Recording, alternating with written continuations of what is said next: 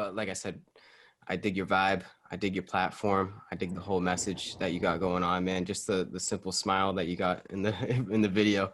It's great. And that's why I wanted to bring you on here.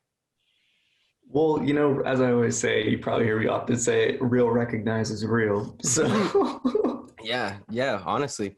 Even though that is a cliche statement, I think there's something to that. I mean, I think it's just simple as like attracts like, yeah. vibes attract similar vibes, vibrations. For some reason, I don't know, they seem to correlate with each other in this universe.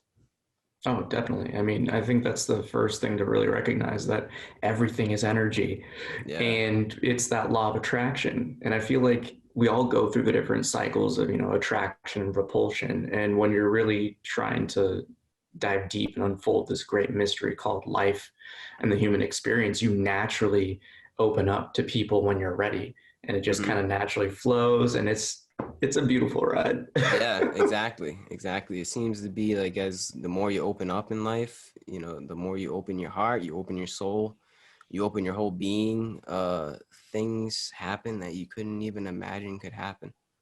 Right? No, that's a beautiful way to say it. And it's funny because it's always the mind that is the one thing that holds us back from really taking that step. Yeah. And once we really surrender to those pressures, we gain the curiosity back that we had when we were kids and really start to question things. It just blossoms. And it's funny because the way I like to think about life is a lot like a video game in many Hmm. ways. Yep. Same. So it's like once you level up and you kind of get used to the playground that you're at, another level and map unfolds. And then Yep. it's just even more things. Because it's like, I think one of the spiritual paradoxes, everyone thinks that you're always tripping balls and you're always seeing so many different things all the time. And it's like, yeah, you could have some of the clairvoyance and things like that. But in truth, it's the same world. You just start to notice things a lot easier. It's like pattern recognition gets clearer. And most importantly, you're just more grateful for things that come up. Mm. Yeah.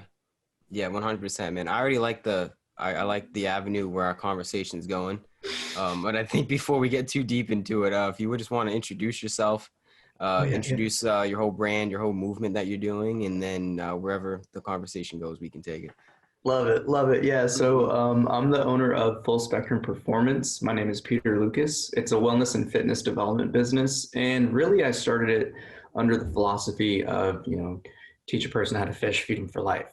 So my work is really all about healing people, both the physical and the really spiritual or intangible ways. So you can think of it kind of like you can't create any type of change unless you really focus on the internal environment. It's the inner space that manifests into the external world. So with any type of physical change, there's going to come a mental, emotional, and kind of like that spiritual development that's going to need to align with whatever you're trying to do in this physical world. So yeah, I'm just repping Seattle, Washington, doing my thing. Actually, it's funny because I went to UMass Amherst, and that's where a lot of like the spiritual work and kind of where I figured out like that's kind of where I want to take things. Kind of Uh, originated at. yeah, So where yeah, it's did it been come from? Like, just a lot of suffering. that's usually how it happens. It's just Right. struggle. For some reason, struggle makes us grow as human beings. Yeah, like we can't grow without conflict, and I think it's something that's really unfortunate with the culture we have now is that we've created such a stigma of failure and this fear of mistakes Yeah. that people just don't even want to live life. And it's like, how do we learn how to walk? We Hmm. fell repeatedly. How'd you learn how to talk? You spoke gibberish for months. Like, Yeah, exactly, dude. Because it's not really a failure if you're learning. That's how I see it. exactly. No, facts, as I like to say. But not everybody learns from their mistakes, right? True. Well, I think it's funny because it's really just that accountability. I think that's the one thing that I've noticed about all type of quote unquote, spiritual beings is that they're the most accountable people I've ever met. Hmm. It's because they understand it's like you're responsible for your reaction. You're responsible for how you respond. You're responsible for that healing because we're the only ones that can do it. Yeah. I think that's one huge aspect of a spiritual being. It's that you learn to take account for your own actions in life. You learn to be like, you have to realize that like you are responsible for everything that happens in your life. Even though there's things that are out of your control, it's in your control to gauge how you respond to these things that don't necessarily happen on your own accord. Oh, yeah. No, beautiful. And it's nail on the head, because in truth, we're the only ones that can do anything in our own experience. And the biggest shortcoming of society right now is that there's a lot of victimhood that goes around. And, Mm. it's always, oh, the universe is against me. And once you really start to look inward and being like, why does this same thing keep happening? Mm. It's hilarious because I personally see life, or like the universe, whatever you want to call it, like the greatest teacher, because it's that law of inertia again comes into play, where the patterns that you do and those bad habits are going to keep happening unless you actually address them. Yeah. And life has this way of kind of being like, well, they didn't get it this time, got to make it worse. So it Yeah. just makes things like escalate more and more and more until you finally like stop and really question, well, why am I doing that? Mm. And then it never seems to happen again. Isn't that what? Yeah, exactly. Isn't that what?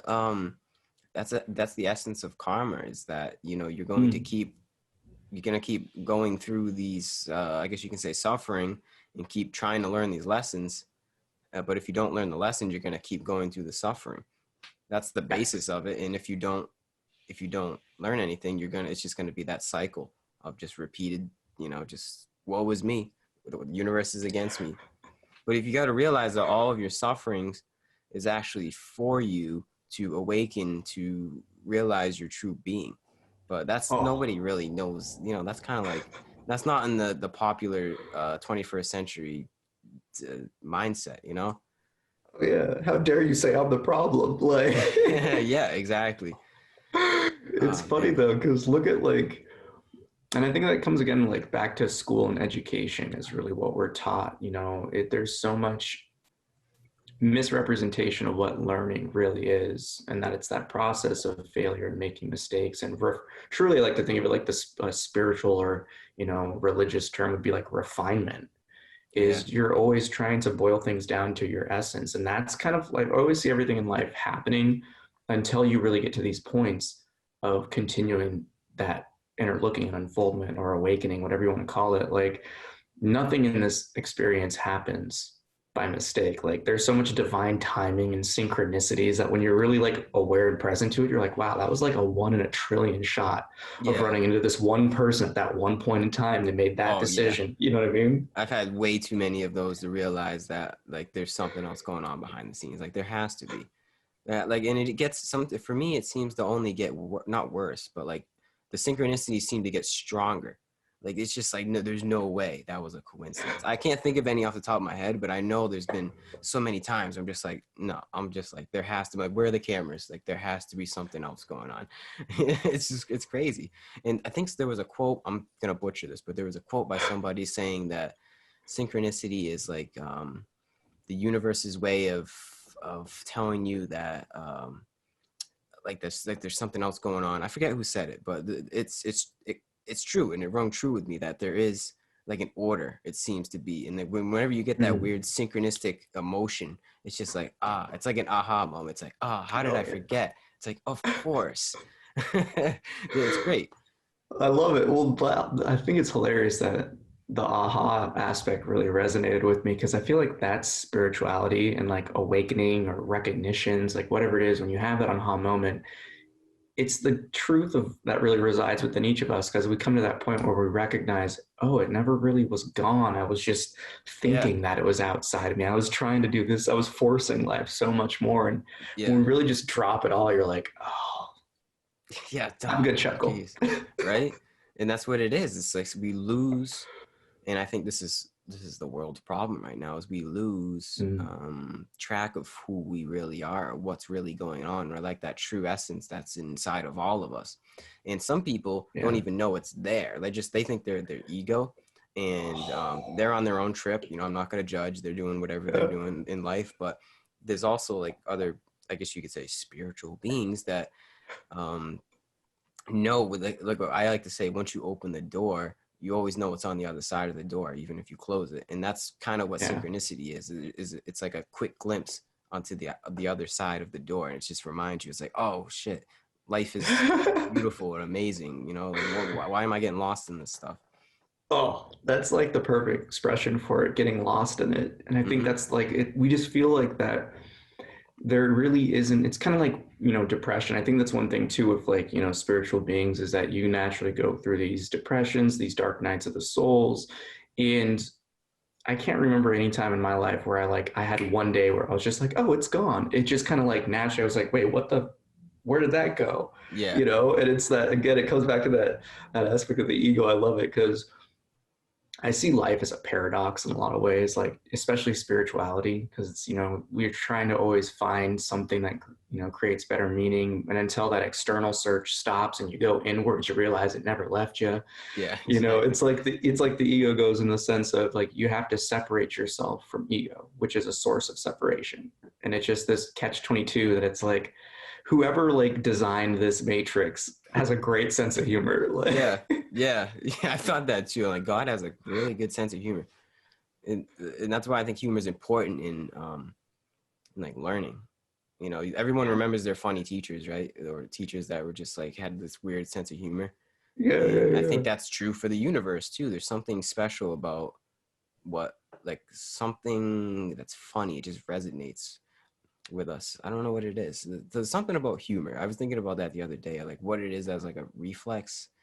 And it's like, what is it to laugh? Like, what is something that is laughter? Like what, it doesn't make any sense what it is. It's just like because when you cry, something's sad and it's just like you letting out that emotion. But why do we Mm. laugh? Is it like something in our brain that's just like, it's like that aha moment and you just go, ha, ha, ha, ha. I don't know. It's just weird. It's like a weird, something connects in our brain that gives us that emotion. And I think it has to do with like when the universe, like, I don't know, dude. It's just like this weird lining up of events. I can't explain it, but it is a weird phenomenon. Oh yeah, and The I simple think fact that we can laugh. yeah. Well, it comes back to that thing I think where the way I like to see it, because it's hilarious, because I'm like visiting family right now, and I like was playing with my niece and nephew, like playing Smash Ultimate, and like they were just having a blast, and like just the childlike laughter. I find myself in the spiritual path really aligning myself more with like the childhood self, like because your inner child comes out when you really let go of all the pain and suffering. Yeah, And the way I like to think of like laughter is I look at babies, and it's just you love something so much. It's almost like a solar flare of love.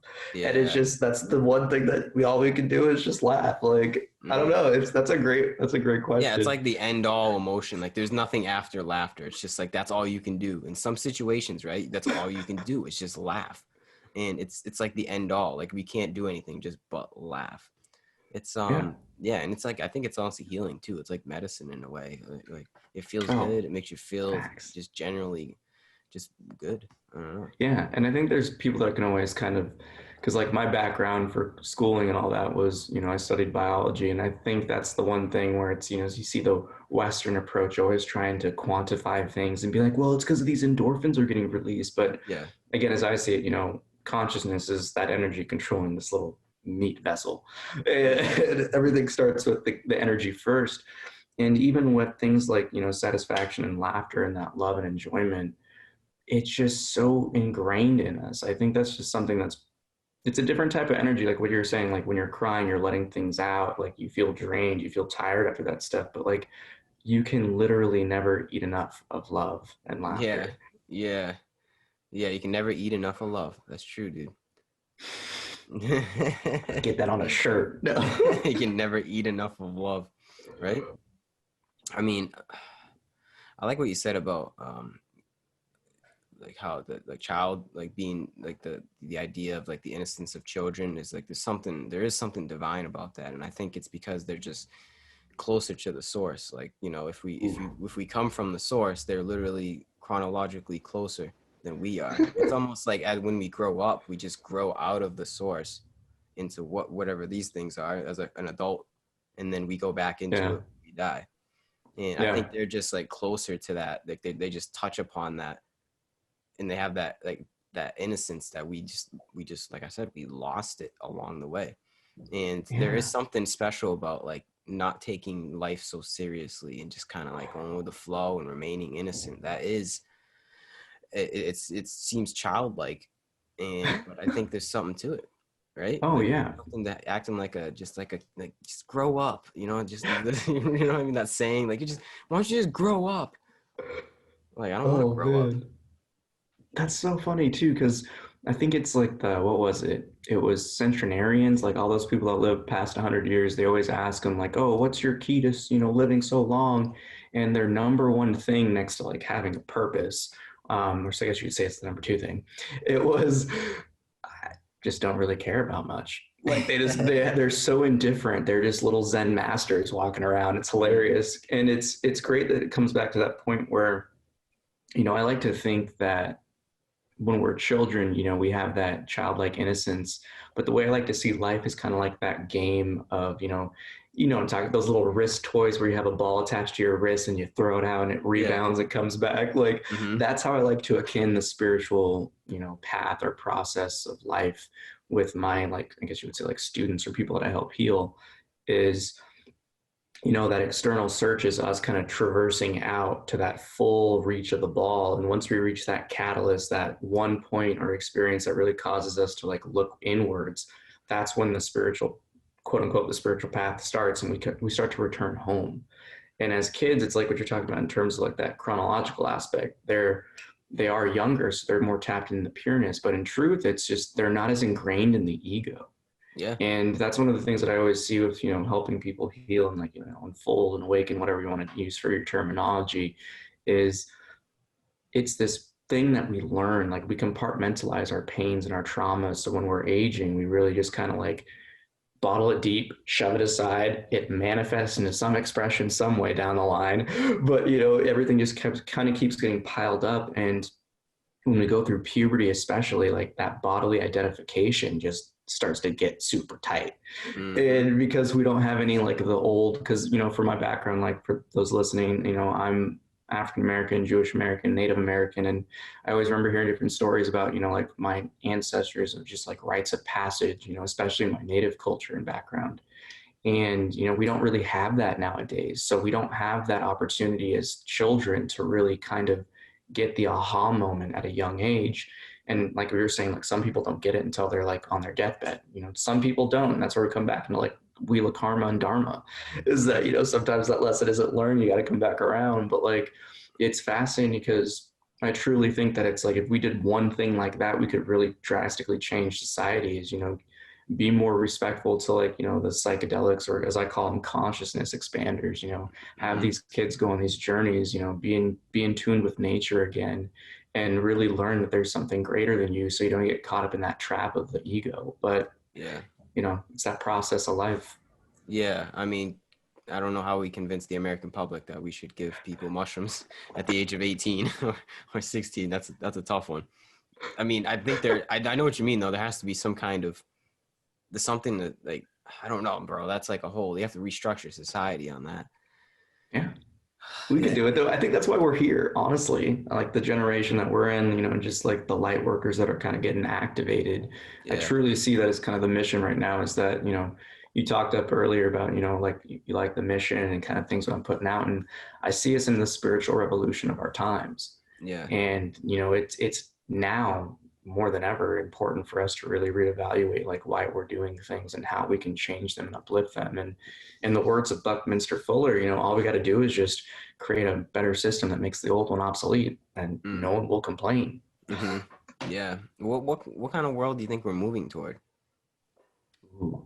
I honestly still think it's somewhat of a toss up, but in my heart, I feel like we're transcending into that love wavelength.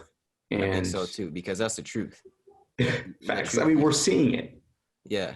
Exactly. And the truth, like it is slowly creeping up, and but I don't think you can hide it for any longer. Like there's something. It seems to be exponential growth where people are slowly waking up to what that means to that the love wavelength. There is more and more people. Like then, if you want to compare nowadays to like we'll say like the 40s and 50s, I can imagine people weren't on that wavelength. Like it was just like a totally different time, and Yeah. it is a beautiful time to be alive. Oh yeah. Tumultuous, but it's but it's we're getting there. I see the light at the end of the tunnel.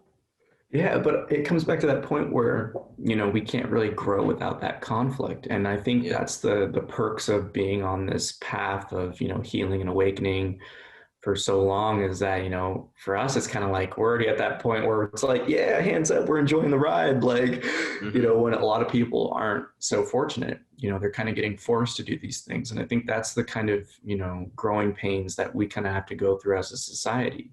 Yeah. And that's kind of how I see us right now is, we're at that point where we're done being teenagers and we're becoming that like accountable adult. And, that's like the spiritual process of unfolding for everyone, Mm-hmm. because we kind of went through that old school of like our ancestral, like the ancient cultures being the children that were just like savants and doing all this wild stuff that we could never do Yeah. with the knowledge that they had. And then we lost a lot of it during, that adolescence and kind of like, oh, we know best, we're better than the source. We're better Yeah. than the creator or whatever. And then right now we're waking up to it. So, Yeah. it's a wild time to be alive. Like I've had more people invested in meditation and asking me questions on like spirituality and like like healing yourselves and like what is ascension, what is a transformation, what is self-mastery. And I'm like, I would never have seen you asking me this like 4 years ago, but I'm Yeah. down, let's go. All right, so other than accountability for your own actions, what do you think are other aspects of this becoming like a new being, like awakening? The Mm. cliche, the buzz words of awakening and spiritual enlightenment. What are other aspects of that? Well, I think I can only really speak on my own experience and kind of how things unfolded for myself, but it went through this process of, accountability, deep reflection. I kind of see it like a computer in that sense where I couldn't update the system unless I really cleared out the files Mm, and really updated the old programs. And that's kind of what I did in my path is once I recognized that, oh, well, that paradigm's completely trashed. Well, what am I? The divine question, the ultimate question you could say is, who am I? mm-hmm. And when that started to really process, it was that search of, well, where did I base it in? Like, why do I do the things I'm doing now? Why are these reactions wanting to express themselves? So it's that process of accountability and then reflection. And then you give yourself that opportunity to recognize, and then you Yeah, gotta learn and build the understanding and then assimilate it. And then that knowledge turns into wisdom over time. exactly. So what revelations did you come to that enabled you to change your actions? I mean, again, like coming through conflict, it was that point where the kind of egoic identity that I had, like the, you know, hot shot young athlete, like the Peter Lucas, that whole ideology just Oh kind of yeah. shattered, through my own teenage errors and mistakes. And it brought me to this point of questioning that, well, who am I? What is this? What's this about? Mm-hmm. Am I really happy? Is that really me? And then I think the most important question I asked myself after that was, what do I really know? Mm-hmm. Because it brought me to that point where it's like, okay, well, what is the highest form of knowledge? As I see it, it's experiential. So I was just kind of really going through the Rolodex of memories, being like, okay, well, what was I taught? Why did they teach that to me? What was their motives? What was their agendas? Did I really know this myself? Did this speak true to my heart? And after going through that process, it was just that layers just started falling off, Mm. and that's just kind of how it worked. And then, we can talk about like the major awakenings, of like energetic stuff, but it really all starts with that, you have to really read the past pages of your book and understand how you came to where you're at right now in Mm. order for you to fully like take those next steps forward.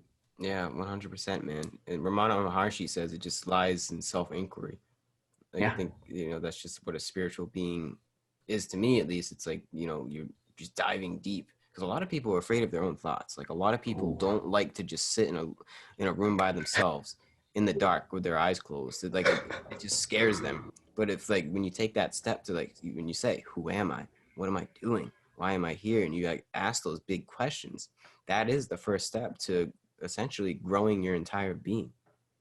Yeah, and it's funny because it's always so interesting that people get attached and really scared of their thoughts because we naturally, overlook the subtle yet powerful truths of this existence and experience daily. Like we all have thoughts that we have come across this sky of consciousness, and we don't adhere to them. I use to kind of do a little shock value. I use like the example of like your friend's ugly baby.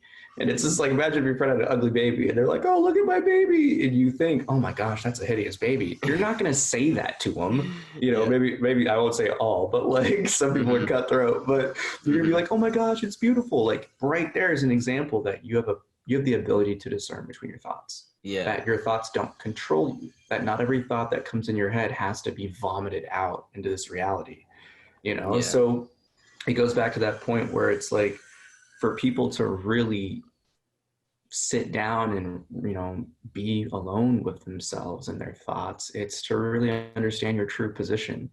And it's funny because I used to watch Saturday morning cartoons, and that's where this revelation, kind of like that aha moment, came back to me, just watching cartoons, because every cartoon always has one of those, like the angel on one shoulder, the devil on the other, yet the main character is always silently watching them bicker. Mm. And for me, that was when I had that recognition of how thoughts really operate, is that they're really just kind of going across that screen of consciousness. And when I recognized that, it was like, oh, like this is supposed to happen, like whatever. And then that's when I was looking at like, well, what thoughts keep coming up? Yeah. Why are they there? And then when you recognize their origin, I just noticed that they would just drop away and never come back. Mm. So it's like this experiment of just really trial and error, looking at the thoughts, being like, well, where are you from? Who does that sound like? Yeah. Where did I get this instant of like pain or trauma that kind of triggered this self-loathing or self-judgment? Yeah. Yeah. Self-inquiry, man. I do think a lot of our thoughts come from the world, anything that we Yeah. consume, our diet, like not even just our little physical diet, like our diet of our energetic diet. And Yeah. people don't know that. They think they are their thoughts. So they, I think dark things. I'm pretty sure you do, like, intrusive thoughts. Oh yeah. And if people think that they are their thoughts, and they think they are these intrusive thoughts, that these horrible things that they're thinking, then I could see why they wouldn't want to confront it. Yeah. But once you take it a step further and you say, wait a second, I'm actually a step above whatever those things are, those intrusive thoughts, and I don't even have to worry about that. But that first starts with just being able to see them go by on the television screen of your mind. Yeah. Which, And it's a huge misidentification. I mean, I think that's like the kind of aspect that people have been misled, is in terms of what is meditation, what is spirituality. And it's like it's kind of what you just said, and it's a process of self-inquiry. And that yeah, self-inquiry leads to self-mastery. And that yeah, self-mastery leads to living life freely. mm-hmm. Yeah. My self-inquiry really brought me to like a really, really, I guess you could say, vast awakening. And that was like when you say, I got the same question of who am I? Yeah. What am I doing here? And all that ultimately led me to the answer of, I am all of this. If everything Yeah. is energy, then I am also of this energy that this entire process is. So then I figured, okay, so if I am this entire thing, that also means that everyone else is this entire thing. So that means I am everyone else.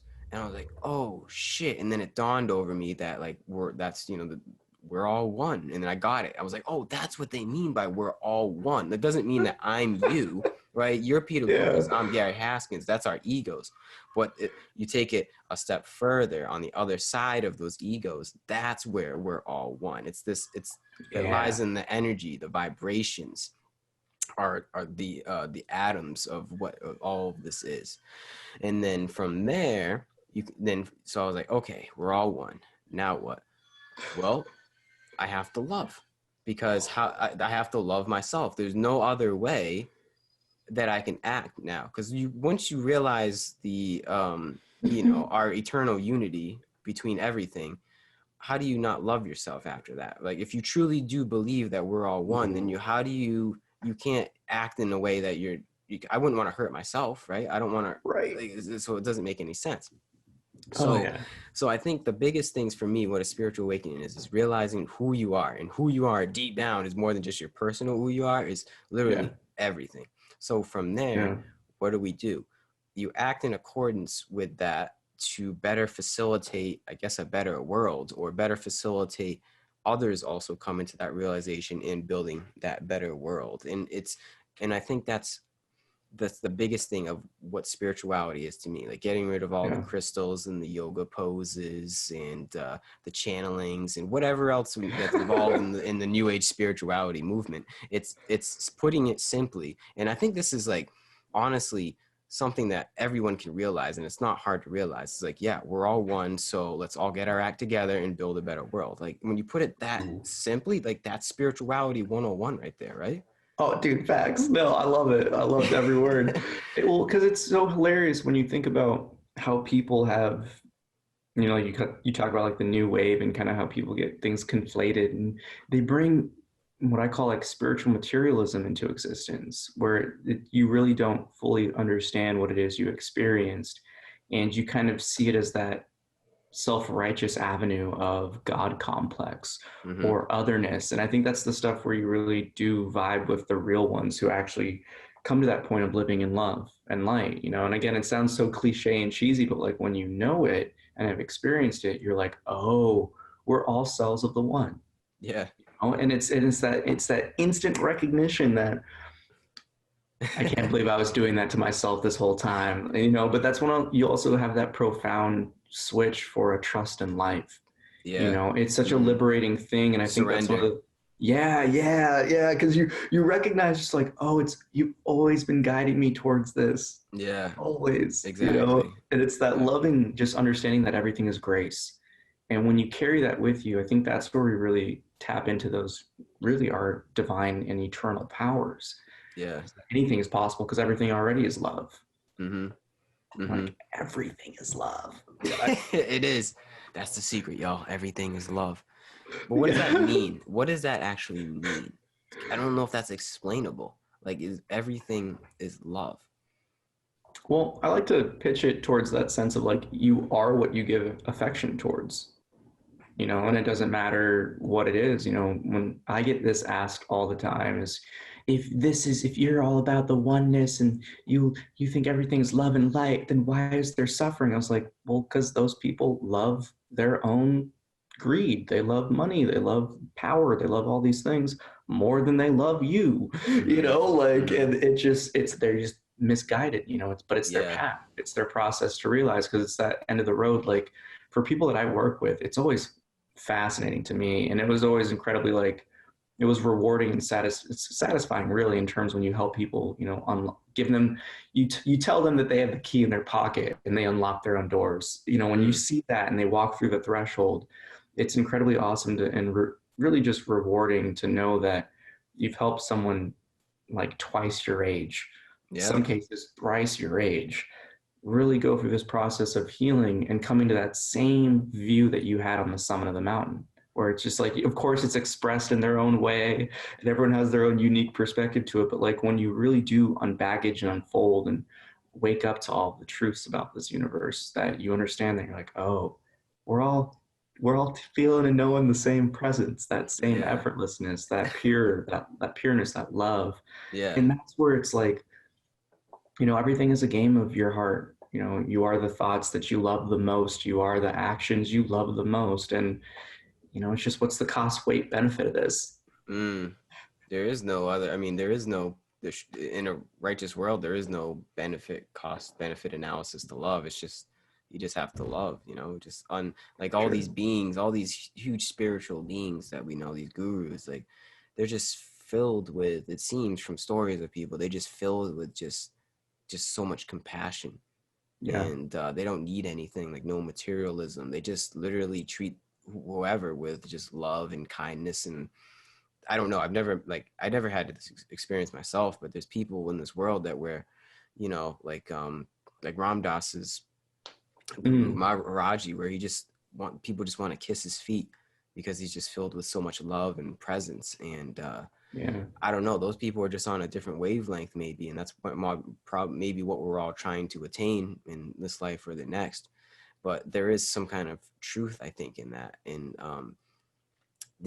that love of just imagine if you could just love everybody, man. Like I say I do, right? I say I do, but like how, like I feel like there's always that voice in the back of my head that is like like I know that I love the person, I'm gonna treat the person with respect, but there's something in the back of my head, and I think it's my conditioning that thinks that the person's against me, or like we're in Hmm. some kind of weird competition, and I have to continually just like suppress it, like, no, he's not against me, like we're, he's my brother, that's my sister, and I have to like continually push that back to in order to get love. But I think there's some people in this world that don't even have that competitive voice like I have, and they just live in this ocean of love that we've talked about. And I don't know how you get there. I think you just continually, I think like we talked about, it just starts with that self inquiry, and you just keep building yourself and knowing who you are and growing as an individual. And then you eventually just come to the other side, I guess. I don't know. I mean, it's kind of that thing like you just said, like you just eventually just things unlock and liberate themselves. And it's funny because I don't think, I think this is Muji where I heard this one, where it was like, you don't have to love everyone. And it's not the sense of, like, I have to let everyone walk all over me, but it's really just that indifference. And that's, or at least that's how I live it, where it's, I love everyone to the point where, if they're going to do something that is like a lesser vibrational expression, if you want to call it that, then that's their choice. Like, it just doesn't mean I need to stay around it. Yeah. I mean, there's many aspects of love. Like, there is tough love. Like, sometimes you have to say, no, you can't eat that cookie before dinner. Yeah. Like, I mean, it's just, Hmm. there's so many different things. And I think that's the funny thing about life is that it's dynamic, but when you really operate in that sense of just treating others, I mean, it's the golden rule again, super cliche, like you're just treating others how you want to be treated. Like, just being respectful is the most important thing. Like, respectfully disagree, respectfully decline, Yeah. respectfully say yes, Hmm. like Hmm. there's so many different things about it, but like it's just interesting because we're not in a culture where we value everyone, that we don't give that respect. And I think the craziest stuff is, Seattle has a lot of homelessness, and I think that's the one thing that i'm always I'm always different about that with people. Like, I'll smile, I'll ask them their names, I'll talk with them every now and then. And you can just see, some of them, the experiences, they get so shook because it's the first time that anyone's ever asked them for their name, Yeah. or like wasn't another homeless person or a traveler. Like, and you can just see that breakdown of just like our society is like, we just lack such basic compassion that it's just, everyone, like you said, is like everyone has that source of love. Like, we all have that spark. And Yeah. if we actually treat each other like that, then you don't have to worry about much, Yeah. And I think in terms of like anything egoic, like, oh, it's the greatest adversary. It's always pointing us towards something. And when I have like resistances like that, I'm always extra keen to be like, all right, well, I guess I really need to talk to this person. Yeah. Yeah. I think the ego isn't, it's not, that's the biggest misconception in Right. the new age spiritualities. Like everyone's just trying to kill their Mm. ego and take massive amounts of psychedelics so they can become one with the universe. But there is no like you don't have separation without the unity in this incarnation. Ooh. Like Ooh. you need the ego in order to have the experience of love. Because all right, so this I came to this Facts. conclusion the other day, right? Human being is caught in the middle. This is why yin and yang is so resounding to us, Mm. because that is representative of what a human being is. A human Yeah. being is the middle between separation and unity.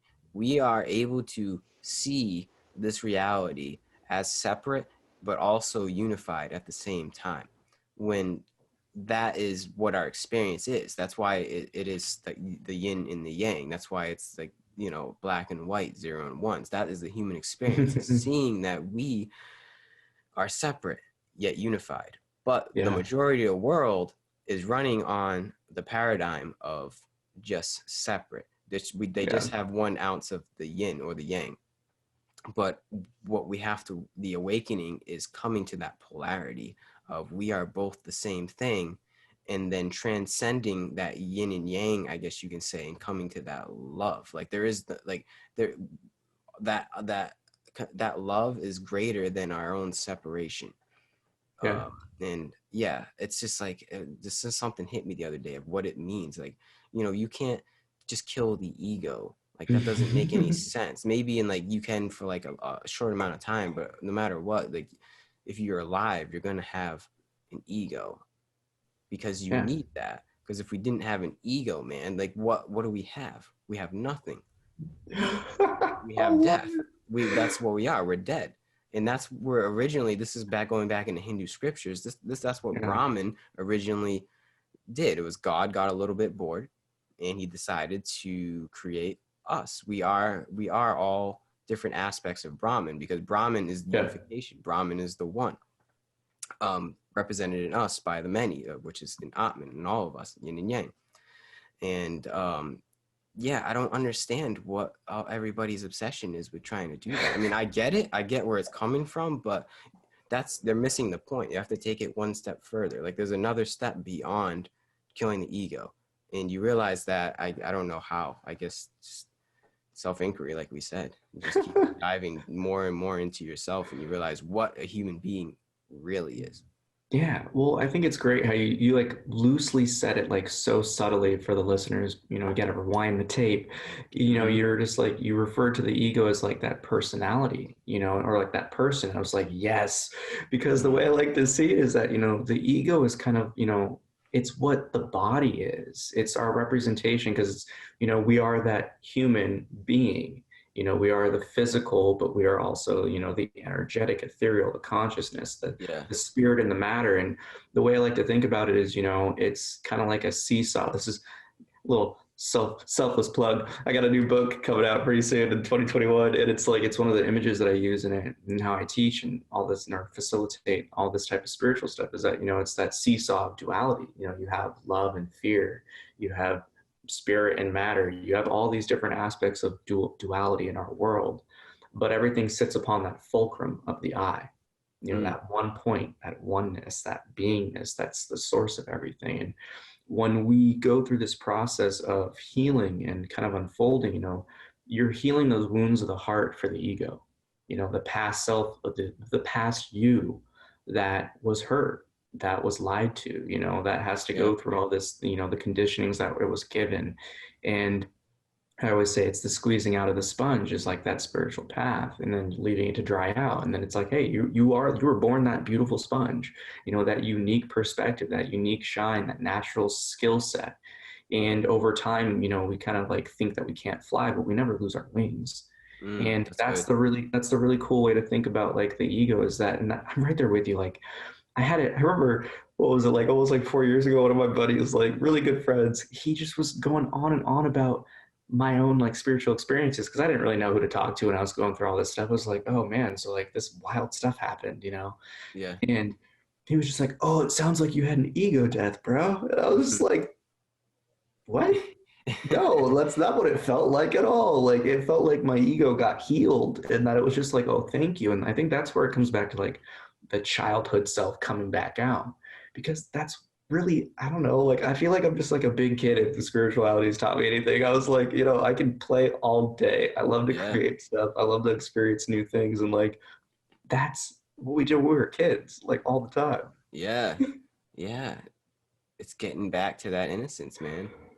That's what comes with it. I think it's just like you Yeah. just through all this self-inquiry and growing and whatever you have to do to to grow, the byproduct of that seems to be a sense of innocence, like a sense of just Mm. playfulness. Like there's just more lightheartedness in the approach, at least for me, and it seems like you as well.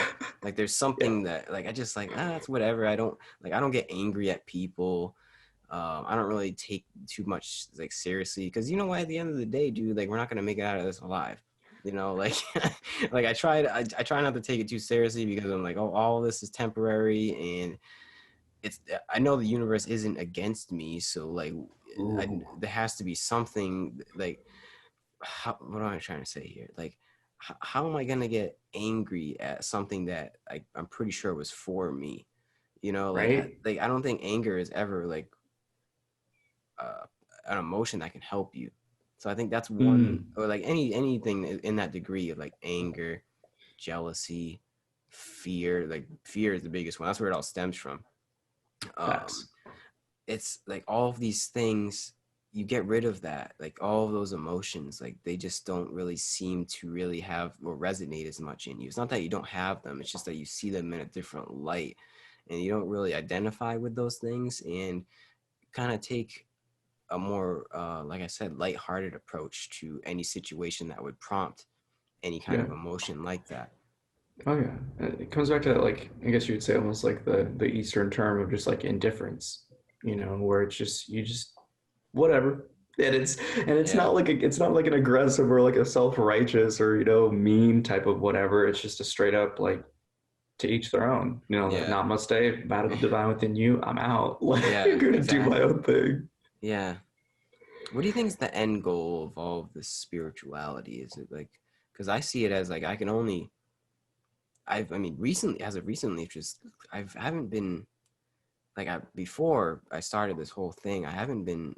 I was a lot more like into like meditation and intense yoga sessions and psychedelics, but I've seemed to like, not that I've lost that, but I've like it's almost seemed like I've outgrown my own practice where I don't even really need to do that. It seems just like redundant at this point where like my practice has like evolved to not have as much of a practice, because I think like you don't have to always be meditating, or you don't always have Yeah. to be taking mushrooms or doing whatever you need to do. I think you just need to do those actions to come to certain conclusions, and then like I said, from there you act accordingly.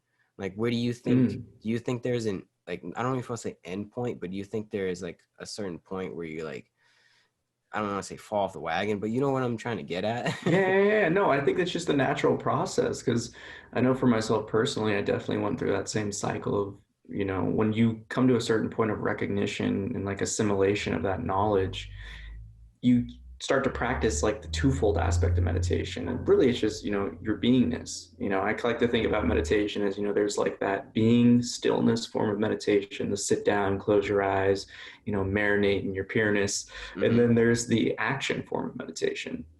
And with, again, I always like to think of things as, like the basic fundamental laws of the universe. And one of them's inertia. Is when you're doing this, and this is what we can kind of touch into like those enlightened beings, those ones that are always like the Maharishi, Sri Hmm. Nisargadatta Maharaj, all those low key ones that are just like super blissed out all the time. Hmm. It's just that law of inertia is that they've just perpetuated this force of just that's what they align with more. The more you let go of something, it's not attracted to you anymore. And then you're Yeah. just that energy and ball of pureness. And I think that's really what it comes down to in terms of when you find yourself going to that process. It's that natural contraction relaxation. If you were always meditating, you would never actually exhale. Hmm. You would always be in this state of just sitting on the ground. And like, I know I went through my stint of just like meditating multiple hours a day, like went through my psychedelic journey. But I guess the one thing that for the listeners to understand is like my last experience on ayahuasca was the one that really was just like, you don't need this to experience what you want. And Wow. that was that piece. And that was literally just like nothing until like the last bit of it was just that profound, just like that Sadhguru, that inner voice was just like, bam, you don't need this to experience what you want. Mm. And that just shook me to my core. And such a profound statement, but I was like, oh, well, okay. Well, I guess I gotta look. And then I went into super intense meditations all the time, was doing that like hours a day. And then once I got to the major, I like to think of it as like the three really major awakenings happened with me. And after that, I was just like, oh, okay. Didn't really find myself meditating for super long. And really just like this past year got back into like doing like daily stuff because now I do it more so because I've gotten to get more serious with like my qigong and like energy work.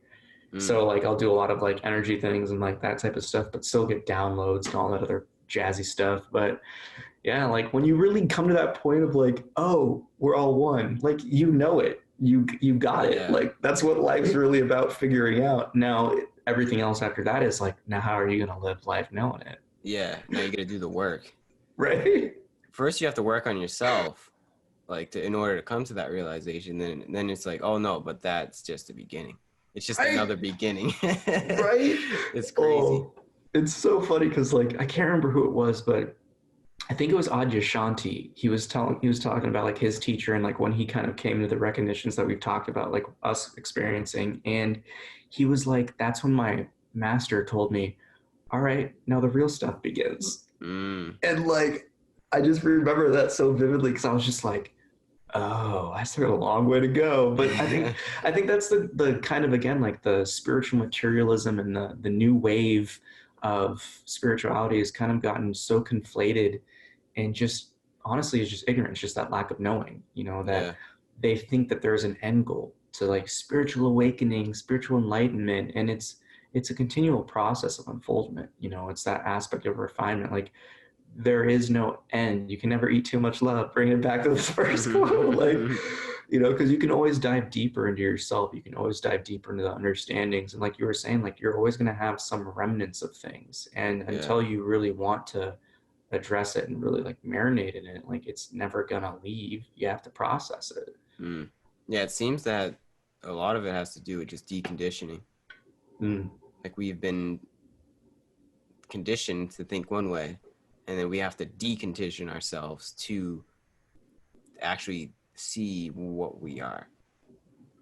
Yeah, And that's the first step. Once you decondition yourself, like we said, and then you from there you act. yeah, you can Wow. play.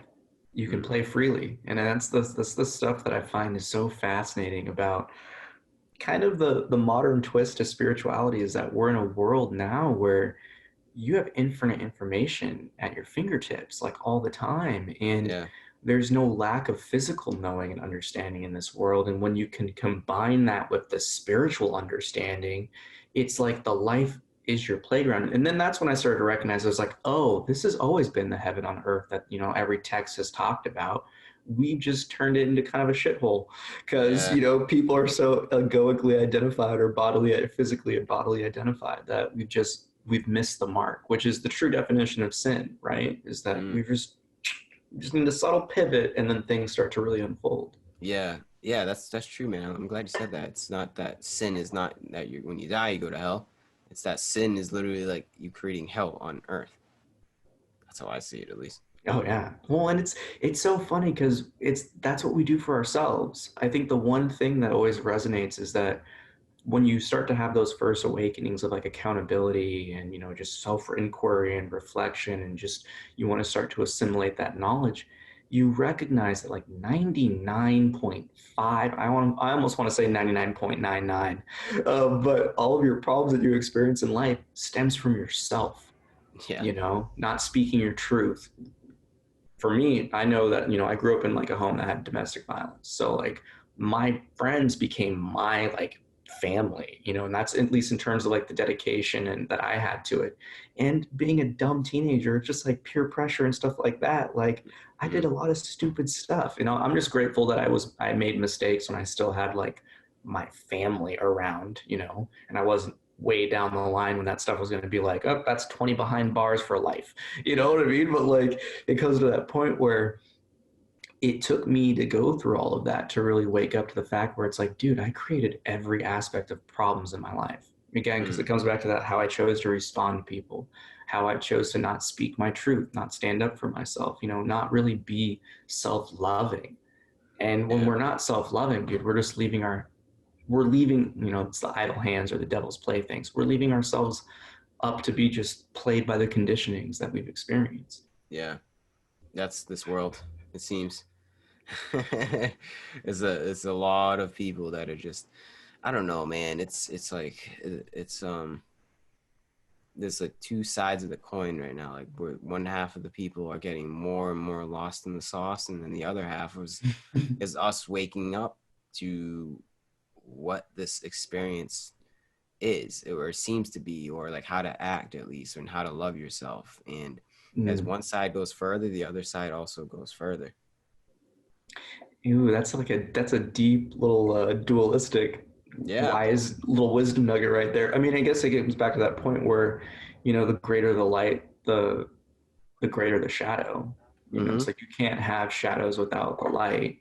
They're gonna be existing in the same space, but I mean, that's when you can get into like the metaphysics of it, where it's like, well, what's going to happen? Is there going to be some event on like December 21st that's going to cause everything to start to just switch and change? And, people are going to phase in and out. Like, I don't know. But the one thing that I do recognize with all of this is, just with everything with like the coronavirus lockdown and stuff, I know a lot of people who have lost their lives, because haven't had the tools to really look within themselves and heal, or they've overdosed and all that stuff. And it's just, we're reaching a point now where I like to consider us in like, the Walking Dead kind of, like I don't see zombies as like the decrepit, decomposing beings. I see them as the living dead, the Yeah. people that are like the NPCs that are just, or NCPs, whatever it is, but like not per, yeah, NPCs, yeah. yeah, NPCs. And it's just like, they're people that are really just like, they do whatever they're told, and they have that, they've given up their power of free will. Yeah. So who knows what's going Tough. to happen? Like, honestly, all I know is that the only thing that we can do is just keep doing what we're doing. Yeah. Keep That's spreading the good all. vibes. Yeah, that's true. That's all that matters at that point, because it's like they're going to be ready when they're ready. And I just know that, like your work, like honestly, like you've had some really awesome guests. And just for all the listeners, like it's amazing to see what you've done with like the coronavirus lockdown and stuff. Cause like I really like the Ajahn Sona, like I love that talk, like the Swami, like the Dave Thanks, Hodges man. one was super trippy. Like Yeah, that that. was good. I appreciate it, man. And hey, you're among one of the phenomenal guests. So Oh, welcome thanks, to man. the club. Yeah, well, it's cool just because you see, like, I find that that's one of the reasons why like all these types of work are coming out. Because I can't tell you like why I had it. I just knew I've always wanted to do this type of stuff, and I just had the call and the Hmm. time. But I was like, okay, well, bam. And I like to see it as a lot of light workers and healers, and people who are meant to really uplift the whole. Like we're here for a reason right now, and it's now we're actually starting to put in our work. Yeah. You know, Mm. it's Yeah. beautiful. It is beautiful, but behind that also, like you've talked about, everybody, I mean, these people, like, I mean, I can speak for myself, is Yeah, struggle. It's we to get through to this point is, I guess, a lot of darkness in order to bring the light. And I don't want to even get into that. I don't want to like bring the podcast down, but I think it is true, and you touched upon that earlier. I think there's something about just you go through something and you just get down so low in life, and you just feel so like, oh, like what else, like why me, what's next, and then there's something hits, yeah, and I don't know, you kind of realize you never want to feel like that way again, and then you also want to make and then you also want to make other people not feel that way too. So it's yeah, kind of like it's just like this weird snowball effect of positivity that I'm trying to yeah. spread to everybody else. Well, I think you just tapped into like, what I think is so pure about, the childlike innocence that we reawaken to is that there's been so many studies that have shown that kids are the most selfless beings. They can recognize injustice at like toddler, being just really babies, and Yeah. still in diapers, but they're also incredibly selfless. And I think that's the stuff when you wake up to that pureness within us, that, that spark that really is behind each gaze, that we all are naturally compassionate beings. Like, Yeah. I really truly believe there are very few people there that want to cause harm and damage. Mm. Any type of altercation I've had with someone, any type of pain, things like that, it's always been their own understanding of what they thought. Yeah. Maybe they were just lazy and didn't really ask a question to see what they wanted. But it always came from space of just like, well, I didn't want that to happen to you. And again, how life happens, it's always like, well, you didn't want it, but it happened. Yeah. It's just Yeah. that sense of, we're going through the valley of the shadow of death. It's not a valley of death, but it's going to make you freak out a little bit. And Hmm. it comes back to that point of conflict. Like, we can't grow as a society until people are really jostled awake. I Yeah. mean, I just don't know what it's going to take. Like, clearly it's taken something. Yeah. Yeah. I think it just has to do with I don't know, people talk about the event. It has to do with some kind of, I hate to say it, but to me, it seems like the quickest way that we would all, quote unquote, come to this realization and wake up is some kind of cataclysmic event, right? I know that Mm, sounds horrible, but it seems like if let's say like a volcano erupted tomorrow and it caused this, ash clouds and a lot of people died, and that's horrible. I hate to say it, but it would make a lot of people wake up and realize the sanctity of life. It would be like, kind of like how mm, the coronavirus did, like low key, like a lot of people are like, oh shit, like, my life is very valuable, and all of a sudden we're living in a pandemic. yeah. Um, the coronavirus kind of did that to a small extent.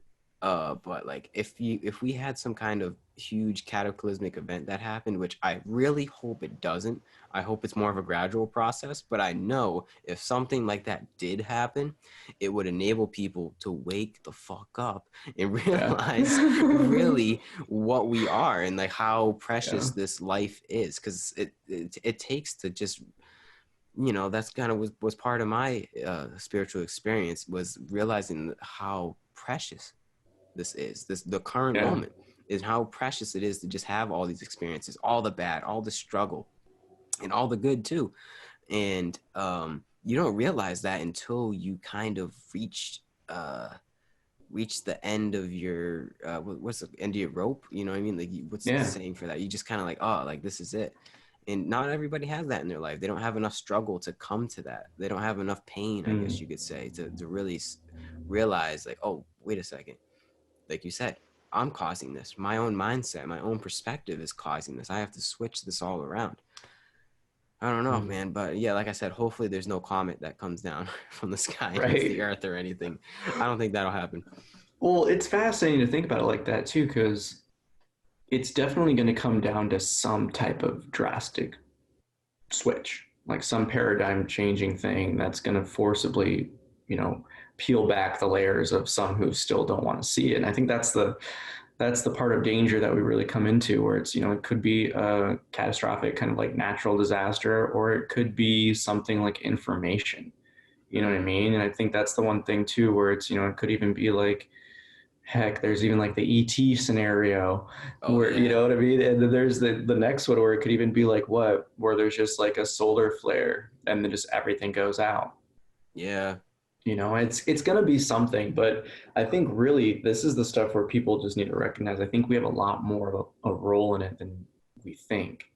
And I Mm. think that's the stuff where, because I just think of, everything is energy. And how I see the mind is a lot like just like a microphone, right? You have different types of energy clouds and thought form clouds that can really come through. And I like to use the example of like schizophrenics in America versus all over in the world. It's like, and we have a lot of like nasty negative, people that suffer from schizophrenia, their thoughts and like the things that they see and hear, versus other countries where they're just like, oh no, it's my ancestors, they're super cool, they just like to like crack jokes and stuff, Mm-hmm. where you just look at the difference where you're like, oh wow, that's really interesting. And I like to think about it like that, where because it taps back into like the native culture of like rain dance, and all over the world, really, in all the different shamanic cultures and backgrounds, that they know that like your emotions and your intentions can actually manipulate the environment. And that's where I'm kind of like, huh. I could see it being Mm-hmm. like a multiple thing, like like information gets dropped, causes people to panic and get fear driven or angry or something, and then something just naturally happens because we're all raged out or Yeah, something. yeah. I It's a know what good you one mean. though. Yeah, like a gradual process of just like yeah, like unfolding. I feel like that's how it would, I mean, I think that's what we're living through right now. Honestly, it seems to be like a gradual unfolding of just like realization. It Yeah, seems. the Rona definitely got a lot of people that have never been on this type of spiritual path or life wavelength, that Mhm. they've again like reached out, asked questions, started posting things, and I'm like, oh, okay, so you question your mortality. That's a good start. Yeah, that's step one. Yeah, I think the corona was a good catalyst for that. Everyone realizing like, oh shit, like I could die tomorrow. Which, obviously the coronavirus wasn't as bad as we thought it was, but there was definitely Yeah. a few days span that I was going, I'm like, oh shit, this is like millions and hundreds of millions of people are gonna die from this thing. I thought it was like, like a pandemic, because that's I got lost in the media and I everybody see else everything was. coming out of China and thinking that it's like, oh gosh, Yeah, people are starting dropping to the streets. I thought it was gonna be crazy, and like honestly, I questioned my own mortality too. And but like I've done that plenty of times before. But like there's probably a lot of other people that have never really like had that like, oh shit moment. And Yeah, yeah, I don't think it wasn't for everybody. Like not everybody obviously woke up, but it yeah. definitely hit a lot of people differently to enable them to come to this spiritual awakening. Oh, 100%. And I think the most important thing behind this, and it was actually kind of like a friend that I know, that she said, like, I kind of like to think about this whole Rona thing as God telling everyone to go to their room and think about what they've done. Like I can't tell you how many times I've seen people like with throughout this whole like what almost like 9 months now, like lockdown and quarantine stuff, that they started to like really rekindle their passions again. They started to Mm, really question like, well, why am I unhappy? Like, do I really like this job? Do I really like being around this person? Is this the outlet that I want for my creative expression? Do I even have an outlet for creative expression? yeah, So yeah. that's why I'm like super hopeful of stuff. And I see things where we're not in a point of things having to go bad for it to turn good. I think we're getting enough chaos as it is, and people are waking up and not getting involved in the chaos to a point where they're like, we're waking up a lot quicker than I think people expect. And and I think regardless what happens, when you have that profound knowing that you are life itself and that, this eternal presence that's within you and me and every being and life form and creature and thing, it just takes away a lot of that fear where it's just kind of like, I'm ready for whatever life throws me. I know that I got that trust and faith that everything's going to be okay in the end. And regardless, like I think that's the stuff with like mortality is people freak out about all this stuff like, oh well, this could or failure or you could die or this. I'm like, well, what's the worst thing that's going to happen? Either you don't do it or you do it. Mm-hmm. Like if you don't do it and you're dead, it doesn't really matter, Yeah, that you tried or attempted, but if you yeah. do it and you achieve it, then you're like, oh wow, like what was really holding me back? So, Exactly, exactly. And what it's fear, like you said, oh, that's what holds people back. And once you don't yeah. have that fear, then what's going to stop you? You know, Ooh, ooh, nothing. That's what's holding back the world. Is that we're all fearful of ourselves. We're all fearful of judgment from others. We're all fearful yeah, of the unknown. We're all fearful of dying, obviously. But once you confront all of those things, what's the biggest avenue of control, right?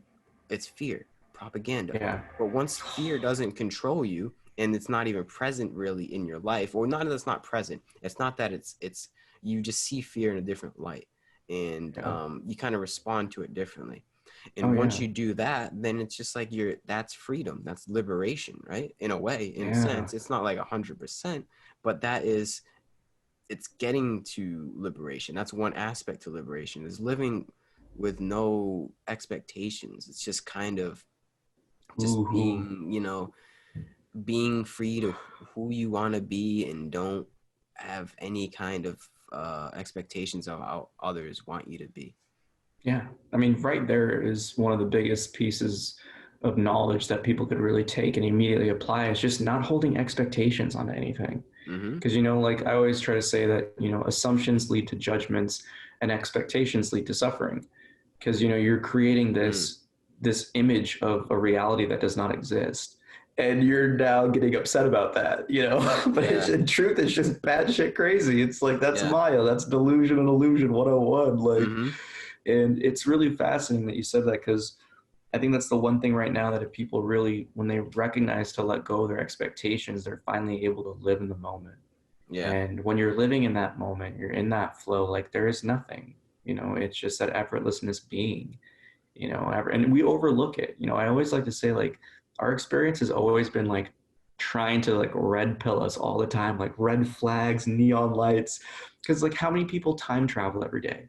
You're in the flow, you're in the zone at work, and then you're like, oh, wow, like 5 hours just went by. Yeah. Like, oh, that felt really quick. It's like, yeah, you just time travel. You don't think about it like that, but that's Yeah. what just happened. And like, and when you really wake up to the real, like, I honestly just want to say it's like your own awesomeness. Yeah. You come to recognize that life is always just this dope gift that's trying to just give us these awesome rewards of experiences. And when Yeah. we let go of that fear, like we let go of the expectation, it comes back to that point where it's like you're just in your own way all the time. Yeah. Yeah. Oh man, that's so true, dude. I mean, I don't even know where to go from that one. It is. I mean, that's, you just got to get out of your own way. I like to say, I told somebody this yesterday, that life's all mindset, and it is. And because we had the conversation of True. he he his father died when he was young, and anybody obviously is going to be struck by that. And he was telling me, Yeah. that his death actually brought me to like a lot of realizations about like how precious this life is, at a young age, and that's why I connect with him, because we obviously are on the same mindset about stuff. Mm. And I was like, and we had this whole conversation about perspective and mindset, and I told him, I'm like, that's a really, it's just a mature thing to think like that. To like, Yeah. a lot of people would probably think like, oh, woe is me. My father died when I was young. I never really got to know this guy. Like, why did that happen to me? Oh no. But he chose to take the mindset of like, that happened for him, that to see how sacred this life is. And if you could really think that your father dying is some kind of stroke of grace for your own being, for your own awareness and awakening, I'm like what can harm you? That's what he said. That was the topic too. He's like, yeah, I just don't really think there's nothing that can really like harm me. Like, what's worse than one of your own parents dying and when you're a kid? And I was like, you know what, that's Yeah. so true, dude. And it struck me. I'm like, you know what, like, if he can have that mindset, like, what can harm me? Like, if he has that, then what can really harm me? Yeah. If somebody else can be that strong. And it was cool. Like, hopefully he's listening right now, and you know shout out, I don't want to mention his name, but it was a cool story. It was a cool experience that helped me see life in a different light, because I was like, damn, I don't even think I could do that, man. I don't think, if one of my parents died, I don't, especially at such a young age, I don't think I could say like, oh, that was, there's a reason to that, there's a silver lining. So Yeah. it really is like, this entire life, no matter how bad something is, um it really is perspective, and it's happening for Yeah. us, but not necessarily for our sensual pleasures as a being, as an egotistical, as an egoistic body. It's like for our spiritual development, Yeah. like for us, Yeah. like deep down, like not for our senses so we can get money or some kind of pleasure, not for that. It's for us to gain liberation in this incarnation. Whoo, fire. I love that. No, because I'm right there with you. Like, I say it all the time where it comes back to that point. It's like life doesn't give you what you want, it gives you what you need to Yeah. awaken to its beauty. Because, like, Mm-hmm. imagine how much of a hellhole this place would be if everyone's desires was just instantly met. Yeah. Like, you know how That's chaotic and wild it would be, especially like teenage years with all the crazy stuff going on with kids. And it wouldn't like, make any sense. You no, can't not at always get what you all. want. Like, that doesn't make sense. It'd be absolute anarchy in the worst of ways, Yeah. you know, like, and I think that's the stuff that, you really did touch on a really important point for people is just perspective is everything, like, because for myself and the listeners, like it took me having to get like arrested in high school of just doing stupid shit, of just drunk driving. And I was just like, thankfully, I didn't kill anyone or myself. And Yeah. it's like having to do like work release and like I was in jail for a little bit, like, and I've talked with people about that same thing because they're like, because I know people that have been in and out of jail, like I've seen it. I have had friends that gone down that path. They're still, in and out of rehabs and stuff. And for myself, it was well, how could you still do this and then still go to school and still graduate and still do your thing, get a job with all this stuff on your record, blah, blah, blah. It's like, well, because what was my other alternative? Mm. That's how I see things in a lot of ways, where it's just Mm-hmm. like you're your own advocate in life and you have to fight for yourself. Like, I think that's one of the things growing up with older brothers, that you always learn how you have to defend yourself. Like, and Mm-hmm. it's the things that I see as, the independence that sometimes people have and just their own inner strengths that, I'm grateful for my trial by fire. Like, if I didn't grow up in like my upbringing, I would have been a softie, would have been a Mm-hmm. victim forever, but it brought me to the doorstep of really questioning myself and understanding that like my life is in my own hands and I'm not going to let people tell me no. Like, there's a will, there's a way is a saying for a reason. And it's like, it's really just emulating that into your own practice of experience that I think gets people into that different perspective change. Some people have it be with like a catalyst like myself, and it sounds like your friend as well. And it's that suffering that I see as almost fuel. And it's like, it's really funny because I don't know if you experience stuff like this, but when I've had like really crazy awakenings or downloads, it's almost felt like I was running out of breath and I finally got that release and I finally got that fresh breath of air. Like I was coming Mm-hmm. underneath the surface of something and I was just like, it was almost like a bubble popping. And that Yeah. was like, for me, very just like, oh, well, I needed that. I see that as like my fuel to kind of get to the surface. Yeah. And without it, I would have, like, who knows where I would have been. But Mm. in truth, like, it already happened.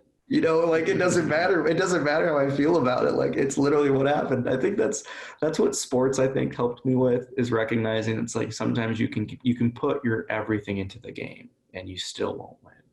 Oh yeah. That's life, yo. Damn. Damn. Yeah, that's a good one. Wow. Wow, man.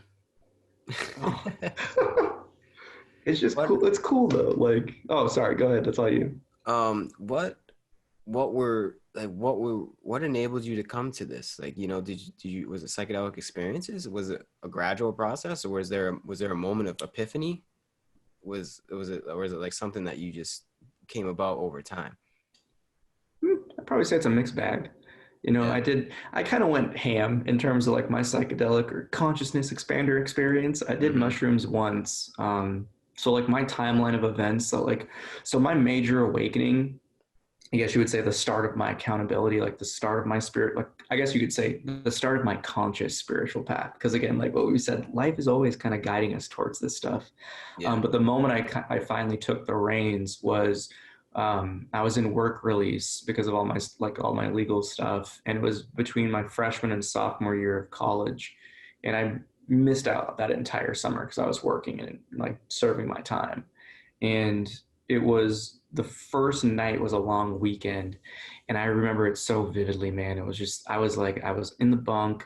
I just see all these different people, and there's like people that have had vehicular manslaughters, like arson, drugs, robbery. There was like there was an ex-vet who had literally like gone like solitary confinement, lost his mind, so he was just kind of off in his own world. There was Mm-hmm. like a pedophile, like there was the worst of the worst in all those different types of walks of life there, and I was the youngest. Mm-hmm. um, and for me, my mind, I grew up in a very judgmental home, and like all of those thoughts were getting so amplified, judging everyone, hearing them talking, telling their stories, and just kind of really just getting really just nasty, very egoic, just negative and dark, that energy. And it was getting louder and louder and louder and louder, like I was blasting music in my headphones. And the thought of just like, you're here too. Oh. What does that mean about you? Mm. And that's when that like Peter motherfucking Lucas like ego and like identity just shattered because I didn't have an answer. It was that Sadhguru, that inner voice that just silenced everything, that higher self, whatever you want to call it, that really led me to be like, okay, well then who am I? If I Mm-hmm. thought I would never be like this, I thought I'd never end up in this place, like all this other, I had all these ideas about how my future was going to go. I'm like, well, what does that mean now? Like, well, who am I? What do I do next? And then Mm. it was that process of really like the next question that came up was really like, well, what do I know? And then I came to that realization that I knew nothing Yeah. because clearly I didn't know anything if I thought that this was all working out. And then it was just that gradual process of just, the search, the self inquiry that led me to those steps and avenues of healing and understanding. So there's, I think it's like very typical in a lot of people is that you have that search for knowledge at that point. You're searching, and then you recognize things, you try to build that understanding, you assimilate it, and then you just kind of repeat. And it's that cleaning, it's that washing out, it's that squeezing of the sponge that brings you to these points of really as far as you want to take it. And for me, I've always had a profound sense of curiosity, and I just really like to learn. And for myself, like if I'm gonna do something, I'm gonna go all the way. Mm-hmm. So through the spiritual process and path and development, I just really came to these major epiphanies that served as almost like checkpoints where it's like, oh, well, I can't go back. Yeah, yeah. Like gone too far, gone too deep. And I think that's one of the things too, where it's nothing like my mind tried to create in terms of what it would be like, what would happen, all the different things. And when I started to have like, the kind of like awakening of the mind, of the heart, of the gut, whatever you want to call them, it was never expected. Like Mm. it just happened. And it's like I always try to see it as the fruit's only ripe when it drops. Like Yeah. it's just however much you're willing to put in. I think that's the beautiful aspect of, developing and like our spiritual development is that it's whatever you want to make of it. So it's if you want to really sit down and dedicate the time to meditate once a day, twice a day, three times a day, and really ask yourself those questions, you're gonna reap the rewards. But it's just really how far you want to push it. Or you could also say, like, what are you willing to let go of? And for me, I was like, fuck it, let it all go. I don't care. That's good. I like that one. That's Buddhism right there, 101. Yeah. Yeah. I learned that from Buddha himself. It was just like, you got to experience it. And then, I don't know, I think just the process of living and experiencing and just experimenting with life was one of those things, like I think one of the most profound ones. Because when I came to the recognition that like, oh, like I give thoughts power, I'm the one giving them life. Like they just come and go unless I shift my attention or my affection of the heart towards them. And Yeah. it's really me that gives it life. Well, what happens when I don't do that?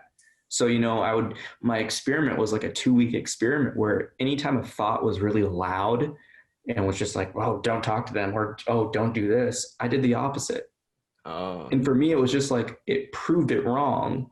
And I noticed that as time went on, that energy invested into it got weaker and weaker. And then some of those thoughts never came back.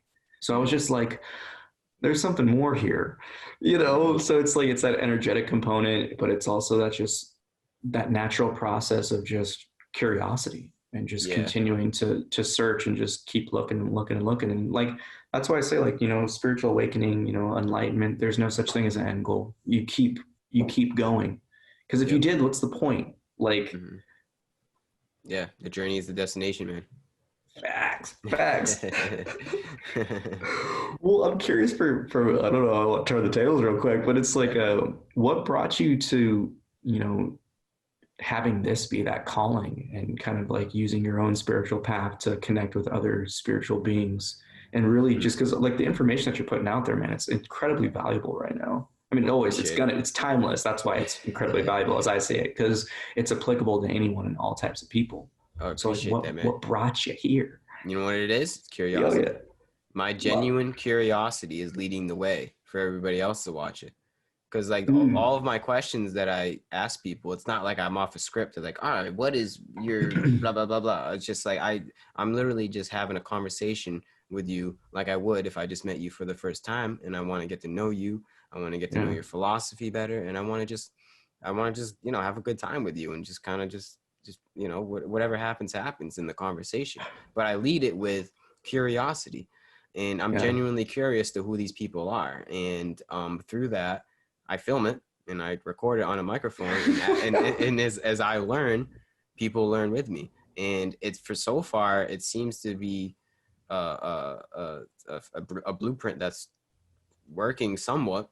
And I'm going to continue that, like in the future. Like, I'm glad we're bouncing off this topic, because you just mentioned curiosity, and that's literally where it stems from. Like it started from, I was taking yoga teacher trainings, and during the corona we couldn't meet up, so we had to do it over Zoom like we're doing right now. But I was in a class of several other people, and we had this other guy who was actually the first dude on my podcast named Slava on the first ever episode. So shout out that guy. He was giving us these crazy yoga philosophy lectures, if you want to call them a lecture, but it's just pretty much like a podcast like we're doing right now. And I noticed I was asking more questions than other people, and then I kind of felt reluctant to ask him any more, because I'm like, oh, there's other people here, I got to be mindful of other people. And then something dawned on me that day. I was like, wait a second, what if I just do this myself and have Zoom calls with other people myself? And I'm like, nothing's stopping me from doing this. And that's it. And here I am talking to you, man. Like, it's just like this journey. It was just like this weird epiphany. I'm like, wait a second, I don't have to rely on this schedule of yoga training or like rely on other people having a classroom. I can just hit up other people and email other people, and if they want to, and see if they want to have a conversation, and let my curiosity lead the way. And that's I love it. My learning experience is the audience's learning experience. That's how I try to structure this entire project that I'm doing. Yeah. And I mean, it's the most beautiful, like the thing that I like about it is because it's very organic. Again, it's just like, it's a conversation. And that's where I was very curious about it myself, because I'm like, like the way it flows, it's just so effortless in the sense where that's what's really leading the conversation. It's just life. Like whatever comes up needs to come up. Whatever people need to hear needs to hear in that moment. And there's always infinite amounts of knowledge that can be shared. And like, the one thing that I like to think about and how I always approach healing is like the first thing I say to people is like, listen, like, don't ever put me on a pedestal, you know, Mm-hmm. because the things that I'll hear from you and the things that are going to come out of my mouth are going to be the first time either of us hears it most of the time. You know, Yeah. like Yeah. we're just really unfolding and unpackaging and, you know, really just taking out everything that's in that bag that you've held in the closet for so long. Yeah. And the truth about it in this whole experience of life is that, you know, we're each a piece of the puzzle. And there's no such thing as, you know, one above all. It's like, no, like every piece is important. And I think that's the, you know, that significance of what some people think is our insignificance, you know, that they're like, oh, the universe is so vast. What am I here for? It's like, you're here because you're an expression of the one. Like, you're meant Yeah. to be here and live this Exactly. life. And like, and each being carries that window of awareness that is a different view than yours. And when you Mm-hmm. learn someone else's, you can grow from it. So like, no, man, I love the platform you've built because it's one of Thanks. those things that I see as the new wave of really independent creation where it's no longer in the hands of these big corporate conglomerates. It's like, no, we have the power to do this stuff ourselves. Yeah. No one can stop me. It's literally just Right? me and a camera. I can do this for my entire life, and you know what? I am. Facts. Oh That's yeah. yeah. I'm just having fun at this point, man. Like I'm not Yeah. really trying to anything too serious. Like I said, it's just me and a camera and a microphone and my curiosity leading the way. And until whatever happens in the future, I'm still gonna be me, and I'm still gonna lead my curiosity. I mean, have my curiosity lead me through the journey. And if I Yeah. keep that, I think it'll just be like I'll keep like an audience that'll see that my what am I trying to say? My intentions are pure. Like I'm authentic. Like if I can keep and not get lost in people calling me a legend or whatever, and or just like people iconifying. Literally, I'm just some guy with a camera and a microphone that knows nothing, but I want to learn more, and that's it. It's that simple. Ooh, that's the low key spiritual flex. Like, I know that I know nothing, but I Yeah, want to know something, but I want to know. and that's the really what the connecting bridge between, you know, every type of, you know, quote unquote spiritual person or someone that aligns with that type of development. That's everything, like the common chord of just really not settling for what you currently know and always Yeah. pushing that understanding. And it Hmm. is a little bit more of a competitive thing, I feel like, where you have to want that drive for more. And I Yeah. think that's the stuff where you come into desire, right? People always try to say, well, desire is bad, you know? And it's like, yeah, but the way I like to see it is there's a difference between desire and aspiration. Like Hmm. the yearnings of the heart to like unfold and discover is why we're here. Yeah. You know, the desire comes into play is when you take it and use it as like a self-righteous, self-fulfilling need. Exactly. And that's the real magic where it's like life just continues to support and uplift you when you take this selfless approach where it's just like, hey, I know that whatever I'm going to learn, others are going to learn from, and Yeah. just enjoy the ride, folks. Exactly. Exactly, dude. It's not that working against your ego. Getting back to the ego thing, you don't want to work against it. You let it work for you in your experience. You Ooh, learn how to, like, the more spiritual you become, the funny thing is the bigger your ego actually becomes as well. But it's not that yeah, it's not that it's a detriment to your experience. You actually learn to know how to use your ego because we can't escape it. And then once you know how to yeah, use your ego, um, I mean, that's, I guess, a closer sense to happiness in a way, or a sense to purpose and fulfillment. Because I can't oh yeah. escape being Gary and Gary Haskins. You know, I just can't. I have to use this and utilize it for others. That's another realization I've also come to. Yeah, well, I mean, I don't really remember where I first heard this. I know it was in some like Eastern, whether it be like Hinduist or Buddhist, but it was something along the lines of like, you know, your consciousness, the I am presence that kind of chooses and dictates things is the rider, the body, the ego, you know, the gunas, whatever you want to call it. Like that's the horse. Mm, And when people get so caught up and identified that they're the horse, then it's just going to start running off and doing its own thing. But the horse is there to help you along the path. It's going to be a very grueling process if you didn't have a horse, yeah, you know? So I think that's the thing where it comes back to that point of, I think, really trying to get people to stop thinking of spirituality like it's some type of like rigid teaching or schooling, but it's a process of healing your own heart. Because when you heal the pains and the traumas of the ego, and you help it liberate itself from its conditionings, then you can allow it to express itself freely. It's like you Yeah. take those weights off and now you can just really ride. And I think Mm-hmm. that's the dopest thing about everything that I've kind of come into waking up to, is that there's such a desire for people to understand this and know this, that they're asking more questions now. It's like it comes back to that point where it's, the ego's role is to kind of be like the villain in the movie to a degree. But Mm-hmm. you can't have a great hero that is you without a great villain. Then it's Yeah. just a shitty movie. Yeah. you know you know Yeah. so the thing is, it comes back to that point where it's that union of the dual. And when you really align things and harmonize it, that's when everything just expresses itself more. It's almost like the hero and the villain team up, Mm-hmm. and take on the greatest challenge, life. That's great. And then ultimately, you lead a happier life. Like I've never been happier. Like in Yeah. my 27 years of existence, I've never been more. I don't know if you want to say happier because that's like a buzzword that's thrown around a lot. So I guess you could say fulfilled. Yeah, for More sure. just like I feel like there's a sense of purpose, like some kind of. I mean, it is happier. I know if you want to just put an easy word on it, it is like just a sense of just happiness and just being content with call this crazy conundrum we call life. Because if you don't have Yeah. purpose in this life, if you don't have some kind of something that gets you up in the morning other than your alarm clock and a paycheck, then it's just like this. I feel like for a lot of people, there's something missing. There was for me at least. Yeah. Mm, very curious. And well, I Mm-hmm. guess one of the things is, we normalize insanity, like as I see it in the society, is like we call a midlife crisis as like a normal, and we expect people just to kind of go through that. And I'm like, and that's where I've worked with like a lot of spiritual students, or aspirants is probably a better term for it, Mm-hmm. is they have kind of gotten that opposite, like you were just saying, is, they're looking for their purpose, but in truth, they never questioned who they were. And I think Mm-hmm. that's what our society really pushes people towards. It's like, oh, you got to figure out what job you are. You got to figure out what job you want to do for the rest of your life. You got to pick this Yeah. career. You got to do that. And then they're on this trajectory for like 50 years. They retire and then they finally are just like, I never felt satisfied.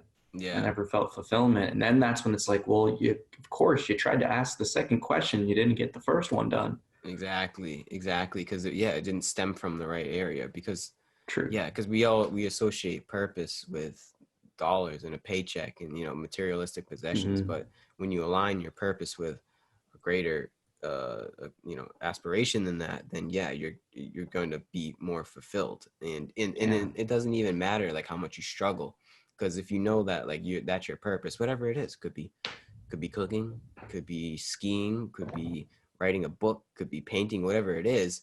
Yeah. When you're better aligned with that, it doesn't matter how much struggle you have to go through in order to live that life. Like it's just getting back to it, the journey is the destination, but the Yeah. journey is not the destination if it's your Yeah. job and you just paycheck after paycheck. It's not, you're missing the point.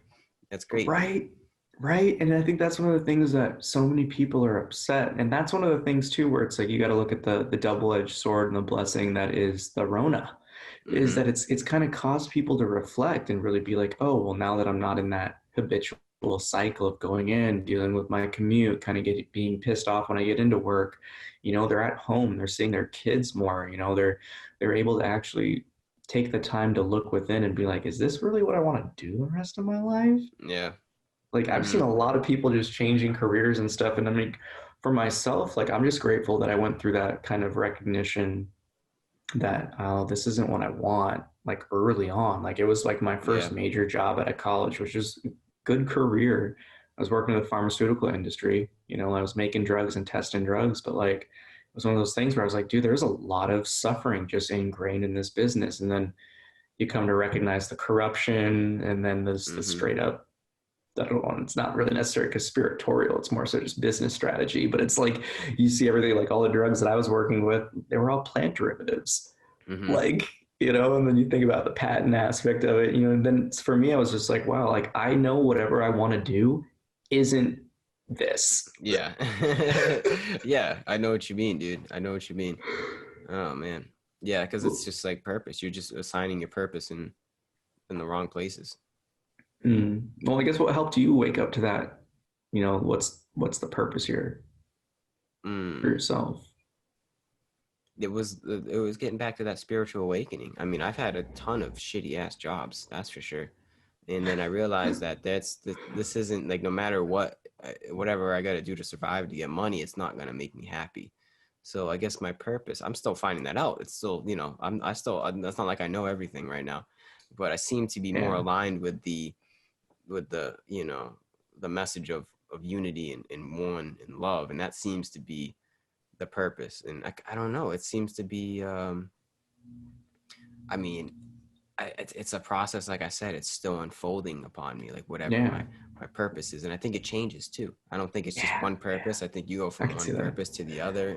But the ultimate purpose that I've come to find is just do whatever is in your own ability to better Mm. facilitate a better world, or a better life for the ones around you, or both. Just something that just brings positivity in a better world um, to anything, through your own work, through your own volitions. And Mm. like I said, you could be a cook. You could be an amazing cook. You could be an amazing painter, and then your paintings inspire other people to see life differently, they inspire them to also live the life of being an artist or whatever it is. Like, I think it's Yeah. just the purpose that I'm on, and I don't know how I came to that conclusion, is that this life is we're meant to be servants, and my Mm. servitude, everybody's servitude everybody's servitude is different. So I have to like Yeah. align what I'm good at, whatever I was born with, and use that to serve others in my best ability.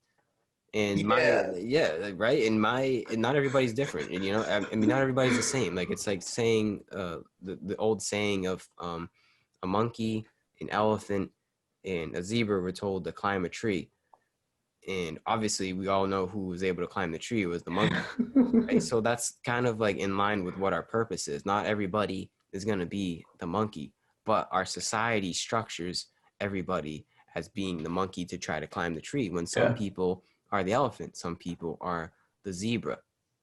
And I don't know what I'm getting Mm. at, but I realized that I realize I'm not the monkey. I realize that, like, I'm the Yeah. zebra or the elephant. And I think that's a lot of other people also in this world. And Truth. aligning yourself with who you are, the monkey or the elephant, is aligning yourself with a greater purpose to better facilitate just a better life for others on this planet, Yeah. using your No, own skills and whatever you're facts. good at. Facts. I completely agree, man. And I think it's you said it perfectly, where it's like putting yourself out into the world, and servicing humanity. And I think that's obviously one could say there's different levels of like purpose, right? Where it's, the first one is really just to be a loving being, and I think the real essence, and it's funny that this came up because like I had a little like revelation about it, a recognition like 2 days ago about it. And it was this aspect of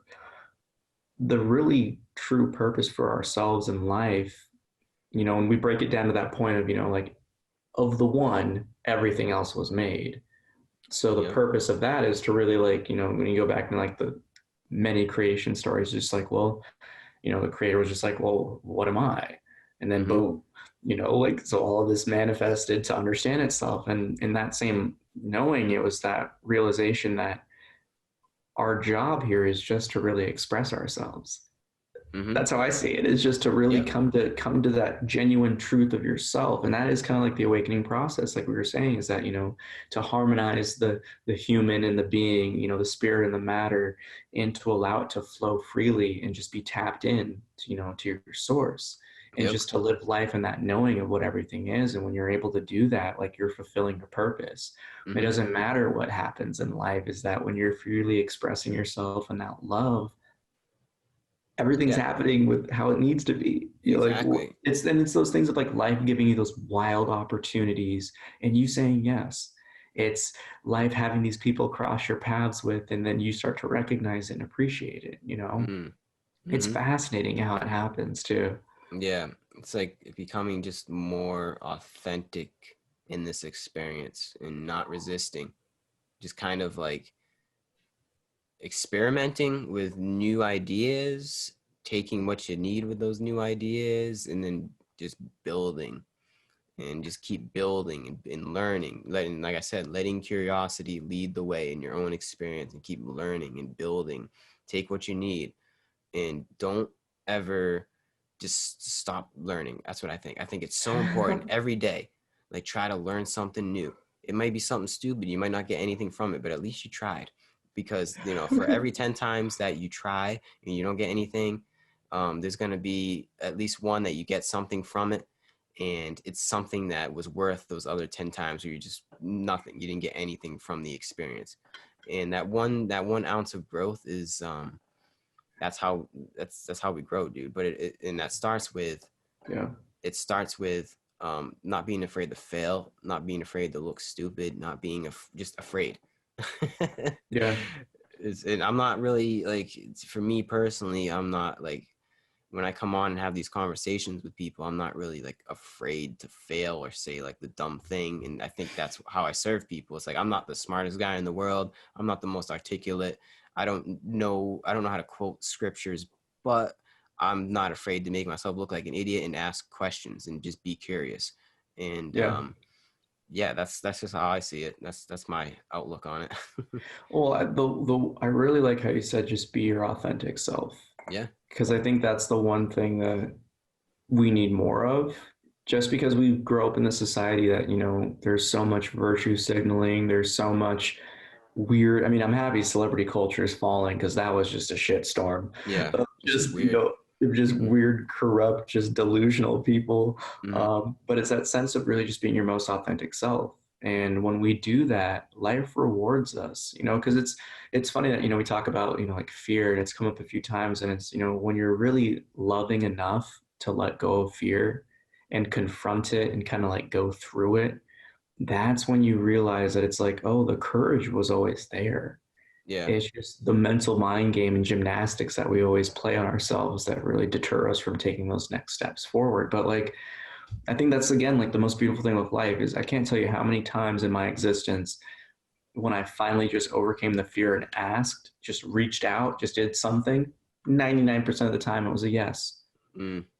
Mm-hmm. Like, and then the Mm-hmm. funniest thing about that is just like you silence the mind Yeah. instantly because it's like, wait, you were full of shit. I'm calling Mm-hmm. you out. Like, but that's where I think it's like the movie aspect of like the ego and your beingness is that life is always trying to put you in the position to kind of put your money where your mouth is. I anytime I have like a session with an aspirant, they're always, we have this major breakthrough. There's always one major breakthrough. And then I just always say and remind them, now just remember the humor of life. It's going to give you the opportunity to put your money where your mouth is. Mm. And it's really just a test to see if we're serious about it, the way I see it. Yeah. Are we really going to let go in that moment to just recognize what we know and not let all the distractions in this present moment take you away from like the truth within your heart? Mm-hmm. And that's where I see like the ego doing its same thing. Like without the ego, if you're blissed out all the time, like we'd be dead. Yeah. Like you'd have no need to procreate. You'd have no need for anything. You'd just be in the oneness all the time. You'd Mm-hmm. be like, "What's up, tiger?" Mm-hmm. And it would maul you to death. And you'd be like, "Oh, it's all good." You know what I mean? Like Yep. everything survival wise would go away. But like when we have that mental confrontation with ourselves, it's really meant for us to reaffirm and validate our own truths. And that's how I Yeah. really like to look at it. And that's where it's funny too, because it's like I went to a Catholic high school, public school, and then Catholic high school. Weird trip. Black Jew going to a Catholic school. It was it was one of those things where it was like I started to recognize like a lot of the deeper teachings of like what I was taught back in like religion class, like throughout the spiritual process. And I think I said it once already, but it's like that's the valley of the shadows of death. It's like we have to walk through that valley to really get to that kingdom. But in truth, it Mm. was always within us. Every religion in like spiritual text points the same direction Yep. in. Mm-hmm. And when we really go to that process of going through our own fears, our own doubts, the ruminations, the depressions, like when we actually confront it and continue that path forward and keep looking in our hearts, we reach the destination that's always unfolding. And it's just fascinating how when we really break it down, like we've said it a few times, like a lot of the stuff is actually really simple, It is. but we complicate life so much. Yeah. Why? It's crazy to me. I see life Exactly. somewhere between a test and a game. Ooh, I like Right? that. It's somewhere in the middle. It's like I don't know what it is, but it's like it's continually testing us, and there's certain rules to life, so that's why it's kind of like a game. Mm. And yeah, and it always just comes back to you know the unfolding. What would you say, it was the unfolding of the present moment, or is it was the continuous journey of the? You said something that resonated with me. I don't know what The it was. oh, I don't know. I'm gonna have to It was replay just that it was the same one. idea. Yeah, we'll have to go back on that one. It was just the same idea of like you come to realize that it's the journey is the destination. Yeah, yeah. It's a continual like the journey inwards is a continual unfoldment. You know, Mm-hmm. it's like once you're there, it's like, okay, cool. Now just keep peeling those layers off. And Yeah, just it's a never ending gobstopper. it really is, It's, man. It really is. But the kingdom of heaven is within. yeah, facts. Facts. No, it's facts. And that's the beauty that we all come to recognize is that, you know, in truth, we've always been at the summit. Yeah. You know, we've just convinced ourselves that we have to keep going, not where, you know, we have, and most people have honestly like walked down the mountain in a lot of Mm-hmm. ways. But again, like it's all that process. Like that's where it comes back to. It's like it's no judgment on anyone. Like everyone's path is their own. Yeah. It's you. Like that's your unique path. Everyone has their own journey, and that's the beauty of it. Is that you're the. It's super. It's again. It comes back to the. You know, you are the hero in your own journey. Mm-hmm. Mm-hmm. Like it's what you make of it. That's it, yo. You're the hero. You're the main character in the movie. So start living it. Start living your life. Start acting like the hero, and Ooh, it'll make for a really good movie. right. It's the best film there is. It is. It is, man. Man, I'm grateful. I'm thankful for you to come on here. Oh man, This likewise, is awesome, man. I feel like man. we could just go on all night. We're like a tennis match, just going back and forth of these ideas, honestly, man. But I think that's a great point to end this thing at. Oh yeah, Yeah, do you live your own life to your own accord, whatever's inside of your heart, and you'll flourish. yeah. It's that Most simple. definitely, You just most gotta feel it, definitely. man. You just gotta know what you are. Sit in a room for a little bit, put the phone down, just really dive into what it means to be a human being. And that's the first start. I think that's the first step, is that self-inquiry. I think this whole conversation can be summed up with self-inquiry. Like just look into what you Yeah, really are, not you as in your identity as a human being, like what I'm a white man named Gary. No, not that. It's deeper than that. It's what you are at the essence. And once you tap into that, then your life becomes that movie. yeah. And it's always unfolding one slice of now at a time. Yeah. And it's just to be here for that moment. And, you know, again, like, thanks for letting me on this platform. This is super cool conversation. I love it. Yeah, man. Hey, like I said, keep doing your thing. Keep fighting the good fight. You're always welcome on this thing if you ever want to come back on. Like I said, we can talk all night. But Facts. which I think people have had enough of our spiritual ramblings by now. But until next time, bro, this was great. And yeah, I'll be watching your videos. You want to plug any of your stuff? Yeah, yeah. If you guys enjoyed the conversation, just check out Full Spectrum Performance YouTube channel. And if you're in Seattle area, check out, you know, the channel and my site and Instagram, Full Spectrum Performance 206. It's all on the YouTube. You can check it out, subscribe. And you know, I host songs every Wednesday and Sunday. Wednesday evening and Sunday morning, 8 and 8, and specific time for those curious. And just tap in. You know, we're all trying to uplift each other, and I'm just putting in the work I can. So It's awesome, hope man. you It's tune awesome. in. I'll be tuning in. I've listened to a few of the Sot songs. I do like them. Thanks, man. I appreciate it. Real recognizes real, folks. If you feel those Exactly. vibes, listen to it. Exactly. Find the others. All right, Peter. Well, yeah, if we can wrap this thing up. Thanks again, man. I'm grateful. Namaste. Super grateful. Namaste, brother.